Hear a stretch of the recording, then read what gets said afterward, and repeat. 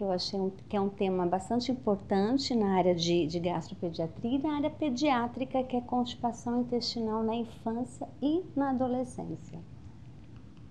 Então, os estudos no país mostram aqui no Brasil uma prevalência que varia entre 17% a 36% de crianças com constipação.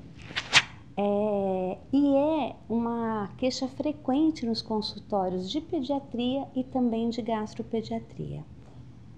E é importante saber que 90% dos casos de constipação, a grande maioria, elas são de origem funcional. E o que é uma doença funcional? É que não tem uma doença orgânica, metabólica, anatômica que justifique os sintomas, mas os sintomas existem.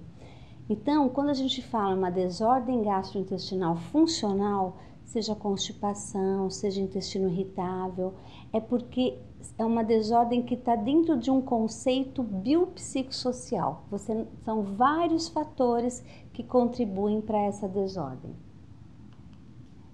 A gente pode definir a constipação intestinal como a eliminação de fezes endurecidas, com dor, esforço, dificuldade. Na infância, pode ter uma situação que a gente chama de comportamento de retenção, pode ter o escape fecal, que também é chamado de soiling, que significa sujar-se ou manchar-se, e às vezes, eventualmente, sangue em volta das fezes por conta de fissuras, de fezes muito ressecadas, e também um aumento no intervalo entre as evacuações. Hoje em dia existe um critério internacional que é chamado critério de Roma para todas as desordens gastrointestinais funcionais, desde o bebê até o adulto, e também tem um critério para constipação funcional para menores de 4 anos e para maiores, e nesse critério entra comportamento de retenção, entra menos do que 2 evacuações por semana, fezes calibrosas, fezes que entopem no vaso, e enfim. Existem também alguns instrumentos que nos ajudam, principalmente para a criança ou para a mãe, que a gente apresenta para identificar se a criança tem ou não tem constipação. Existe uma escala que é muito utilizada internacionalmente e na medicina, que se chama escala de Bristol. É uma escala que dá uma pontuação de 1 a 7 no formato das fezes, sendo que os padrões na infância 1, 2 e 3, eles são padrões mais sugestivos de constipação. Então, a constipação intestinal funcional, ela é de origem multifatorial. Então, tem fatores genéticos, tem fatores de dieta, tem fatores da microbiota intestinal, que o pessoal fala como flora intestinal, tem fatores de motilidade intestinal e fatores emocionais, então ela é multifatorial. E uma coisa importante é que a constipação intestinal funcional, principalmente na faixa etária do pré-escolar e do escolar, ela pode se iniciar a partir de um evento doloroso. E a partir daí a gente entra em um círculo vicioso, dor, retenção fecal. Como que é esse evento dolor? A criança, em algum momento, as fezes estão um pouco mais endurecidas e a criança sente dor. A criança, ela pensa de uma forma concreta: se doeu, não vou mais evacuar. Então, o que ela faz? Quando ela sente o próximo desejo evacuatório, ela realiza manobras para evitar a defecação, que são manobras que contraem a musculatura pélvica, fazendo com que essas fezes subam e ela perca o desejo evacuatório até o próximo desejo. E o que vai acontecendo? Quando ela começa a fazer essa negação do desejo evacuatório com essas manobras, que são importantes, algumas ficam na ponta dos pés, algumas correm pela casa, mostram até uma certa aflição, a gente chama de balé do comportamento de retenção, e os pais, eles não conseguem às vezes interpretar que a criança está evitando a defecação, mas às vezes eles interpretam que ela está tentando evacuar, e não é isso, ela está segurando, ela está prendendo para não evacuar.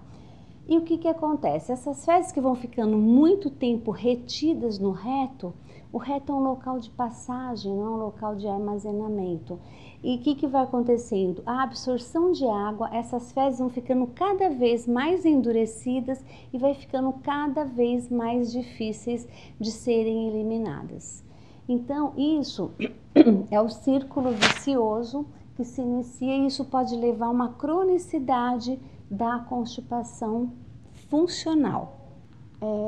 A retenção fecal crônica, ela causa, o que acontece? Essas fezes que estão retidas, elas vão dilatando o reto, vão distendendo esse reto, elas também irritam a mucosa do reto, a parede do reto, produz um muco e chega um momento que entra numa certa estafa que escapa fezes pela lateral desse fecaloma que a gente chama, que são fezes empedradas, escapa sem a criança sentir e que se chama incontinência fecal por retenção. A gente chama também de escape fecal ou soiling. É uma situação involuntária, então a criança fica toda hora borrando a veste íntima. Os pais não compreendem que é uma situação que é involuntário, então acha que a criança, às vezes assim, não entende essa situação. E muitas vezes essas crianças também sofrem bullying na escola porque elas ficam mal cheirosas. E isso acaba acarretando problemas emocionais secundários na criança por conta dessa retenção de fezes crônica e incontinência fecal por retenção. Além disso, essa criança ela fica mais sujeita a ter dor abdominal, porque quando você tem muitas fezes, você distende a alça, você produz gases, então você provoca dor. Além disso, o reto comprime a bexiga e favorece também a distúrbios emocionais. E a gente vê na prática que crianças que têm uma retenção crônica de longa data, que têm uma constipação muito grave, elas têm um apetite menor. Então, também causa esse tipo de complicação. Como que é a investigação diagnóstica da constipação? A gente, primeiro, mediante um exame físico e uma anamnese adequada, a gente já dá para separar se é uma constipação de origem funcional, inclusive a gente tem esse critério internacional para caracterizar como funcional, ou se é orgânico, no próprio exame físico, se a criança tem alguma comorbidade, então você vai avaliar. Na constipação funcional, não tem uma necessidade de você realizar exames, você já pode começar com um tratamento clínico numa criança rígida, que tem um peso e altura adequado, que esteja nutricionalmente bem e que não tenha nenhuma outra doença, nenhuma outra comorbidade, você começa o tratamento clínico e vê a evolução. Mas existem a constipação de origem orgânica e nesse caso vão ter alguns sinais de alarme que você vai pensar nessas possibilidades. Então, o principal diagnóstico diferencial da constipação intestinal funcional na criança é uma doença chamada de megacólon congênito. Ela também é chamada de aganglionose intestinal congênita, onde a criança nasce com uma falta de inervação do intestino, que pode ser um tamanho menor, um tamanho maior, e é uma doença que o tratamento é cirúrgico.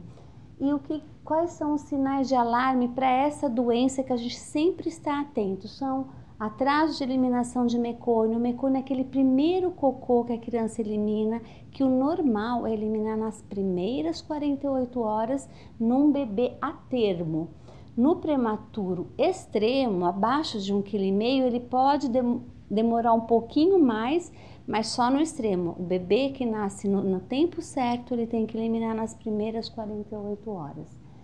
Déficit de crescimento, então aquela criança que não cresce, distensão abdominal importante e aquela constipação que não responde ao tratamento clínico. Você está utilizando medicação e a criança não tem uma boa resposta terapêutica. Então, nesses casos, a gente parte para a investigação mediante exames de manometria, anorretal, onde você investiga o reflexo inibitório reto-anal, um exame contrastado que se chama enema opaco e eventualmente até mediante a biópsia retal para ver se tenha ou não célula ganglionar.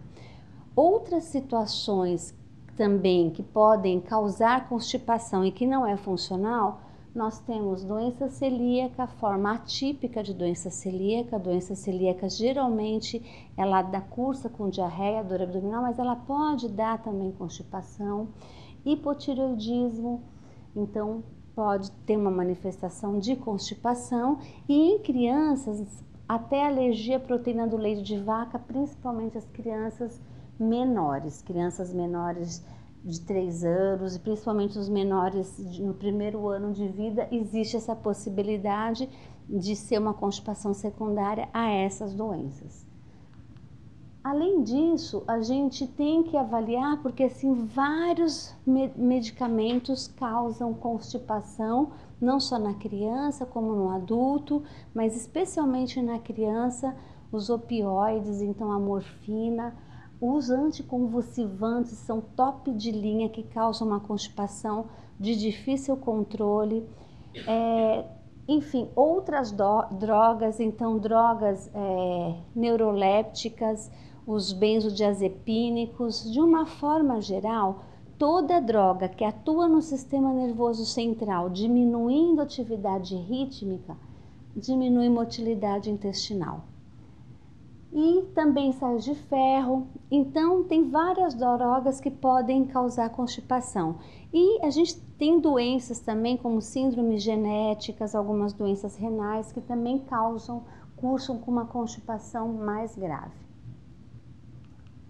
Bom, o tratamento da constipação, como que é o tratamento da constipação funcional? Porque na orgânica, dependendo da doença, vai ser um tipo de tratamento. Na funcional, o tratamento ele consiste no aumento na ingestão de fibras e líquidos na dieta. Você sempre vai ver como que está essa dieta da criança. Você vai avaliar, fazer orientações comportamentais e de treinamento de toalete para essa criança. É muito frequente que hoje em dia os meninos, as meninas ficam muito em videogame e utilizando celulares, e eles ficam jogando e eles não seguem, não ouvem o desejo evacuatório. Então você tem que negociar isso com a criança maior. Até isso a gente acaba fazendo porque eles acabam, tá muito interessante, eu não vou parar para ir ao banheiro.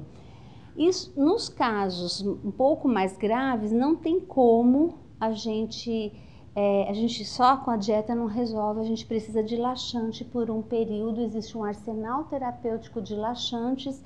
Hoje a gente tem um laxante que é considerado de primeira linha, de acordo com guidelines das sociedades europeia, norte-americana, que a gente segue, e tem os laxantes também de segunda linha, mas de qualquer forma a gente tem um arsenal terapêutico que dá para utilizar. Naquela criança que já tem retenção de fezes e que ela tem já fezes empedradas, que já não adianta você dar laxante sem você fazer uma que a gente chama de desimpactação. E isso é realizado mediante lavagens intestinais ou então até com altas doses de laxante por via oral. Alguns laxantes permitem fazer isso, tá? Uma coisa importante quando a gente fala de orientação comportamental, quando a gente faz essa avaliação dessa criança, é importante saber como que é o vaso sanitário. Por quê? Porque a criança não pode ficar com a perna solta, ela não consegue fazer prensa. Então é importante você saber, às vezes uma criança pequena, de 3, 4 anos, às vezes o vaso é alto, a criança não apoia o pé. Então isso é um fator que contribui para a constipação. Outra coisa, é sempre importante ter o redutor de assento. Tem criança que tem medo de ser engolida, a criança tem. Isso é uma coisa, então é importante o redutor de assento quando a criança evacua no vaso sanitário. Você pode, ou então utilizar um troninho, né? Mas, então são medidas que também são importantes. A prevenção da constipação, ela deve ser iniciada desde quando a mãe logo nos primeiros dias de vida e meses com a amamentação, né? Então, o leite materno, ele protege contra diarreia, pneumonia, contra obesidade no futuro, contra diabetes, ele melhora o desempenho cognitivo e ele protege contra a constipação. O leite materno, ele tem o galacto-oligosacarídeo, que são tipos de fibras solúveis que são prebióticos que vão contribuir para uma microbiota intestinal, uma flora intestinal saudável à base de lactobacilos e bifidobacterium. E isso favorece o trânsito intestinal. A gente teve a oportunidade de participar de estudos lá na Unifesp, eu trabalho lá na Escola Paulista também, e onde a gente avaliou crianças que mamavam leite materno e crianças que mamavam fórmula, e assim a diferença é muito grande, estatisticamente significante, das crianças que recebem leite materno. Então hoje a gente tem isso consagrado de que a mãe já deve começar com leite materno. Quando ela começar com alimentação complementar, que é por volta dos 6 meses, é importante começar com fibra. Às vezes começa só com então começar com as folhas, colocar nas papas também, isso é importante. E depois, essa criança numa fase maior, é importante, além de manter essa dieta rica em fibra, essa dieta saudável, esse hábito alimentar saudável, também estimular o consumo de líquidos que vão atuar como lubrificante do intestino, e é importante a hora certa de retirada de fraldas. Às vezes os pais querem tirar mais precocemente, antes dos 2 anos, e a criança não está neurologicamente madura para esse treinamento esfincteriano anal. A criança está madura a partir dos 2 anos. Então a gente vê culturalmente no Brasil, a gente retira as fraldas um pouco mais precocemente do que em outros países, que é um pouquinho mais tardiamente. Então isso também é importante para evitar que a criança tenha constipação.